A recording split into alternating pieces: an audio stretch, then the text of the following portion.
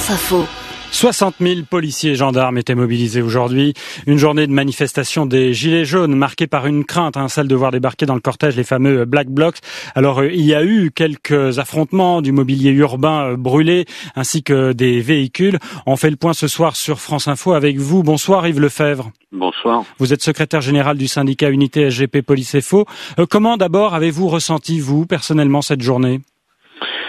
Cette journée, je dirais, globalement, dans la gestion du maintien de l'ordre, a répondu à ce que nous étions en droit d'attendre, à savoir beaucoup de réactivité, d'entrée de jeu, une sectorisation des forces de l'ordre, mais surtout des unités de force mobile sur Paris, et surtout, je me répète, mais véritablement une réactivité qui a permis, dès lors que des groupes avaient vocation à se réunir pour casser, pour tenter d'atteindre nos forces de l'ordre, on est allé de suite au contact. C'est ce que nous souhaitions, nous, ce que nous revendiquions d'ailleurs, bien même avant le 1er décembre, mais qui avait trop tardé à arriver. Donc globalement, sur la gestion aujourd'hui, c'est positif.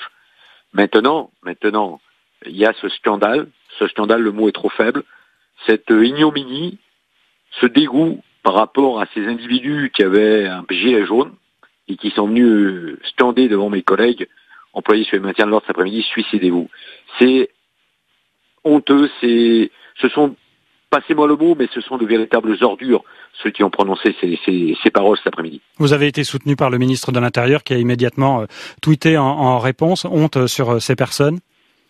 Oui, on a été soutenu effectivement, mais là encore, je l'ai dit hier à plusieurs reprises, au moment des rassemblements organisés dans toute la France, pour justement provoquer, je dirais, une réaction forte, une réaction politique très forte, au-delà de Christophe Castaner, au-delà de Laurent Nunez.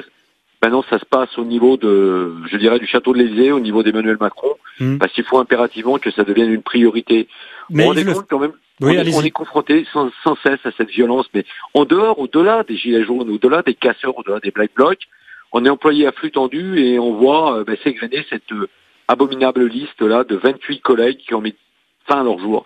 Et en plus, on a ces ignobles individus qui viennent nous inviter à nous suicider. Mais moi je respecte aussi, je suis admiratif du sang-froid de mes collègues cet après-midi. Alors justement, Yves Lefebvre, la loi anti-casseurs est entrée en vigueur la semaine dernière. Aujourd'hui, la mobilisation est en baisse par rapport à la semaine dernière, sauf à Paris où il y avait plus de monde. Est-ce que du coup, vous êtes plus mobile, plus réactif? Il y a cette loi anti-casseurs.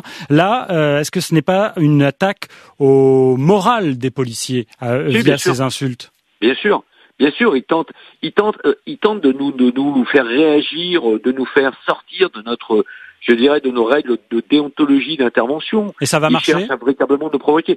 Ça n'a pas marché cet après-midi parce que je suis admiratif. Je ne sais pas comment j'aurais réagi dans un tel cas. Je ne sais pas. Avec des collègues qui sont aujourd'hui au bout du rouleau physiquement, moralement. On l'a vu hier avec tous ces rassemblements de collègues qui avaient les larmes aux yeux parce qu'on avait tous une pensée pour nos collègues, mais aussi pour leur famille, leurs époux, leurs épouses, leurs enfants, leurs familles, leurs amis. Et là, aujourd'hui, on vient se faire provoquer. Très sincèrement, je ne sais pas à quoi tente de jouer, si le terme n'est peut-être pas approprié, mais ces individus-là, certainement de nous fragiliser moralement, de nous provoquer pour que nous sortions de nos règles usuelles d'intervention. Alors Yves Lefebvre, du côté de la mairie de Paris, puisqu'aujourd'hui il y avait plus de gilets jaunes dans les rues par rapport à samedi dernier, on demande comment des groupes ont-ils pu se retrouver dans des petites rues dans certains quartiers comme à Bastille. Le premier adjoint Emmanuel Grégoire nous demande notamment des mesures supplémentaires. Que répondez-vous à la mairie de Paris? On ne peut pas être partout? Non, mais on peut pas être partout. Et puis il faut que la mairie de Paris sorte aussi, descendre un peu de son piédestal. On sait pertinemment quand même comment fonctionnent les Black Blocs, les Black Blocs d'origine et les Black Blocs maintenant par sympathie. Et là, je cite les gilets jaunes radicalisés depuis quelques semaines maintenant ou quelques mois. Non, on sait pertinemment qu'ils arrivent. Vous savez, un Black Bloc descend pas du RER ou du métro ou du TGV habillé tout de noir. Il se vêtit en cours de route. On ne peut pas filtrer toutes les personnes. Quand bien même, je me félicite, moi, des contrôles en amont qui ont été efficaces.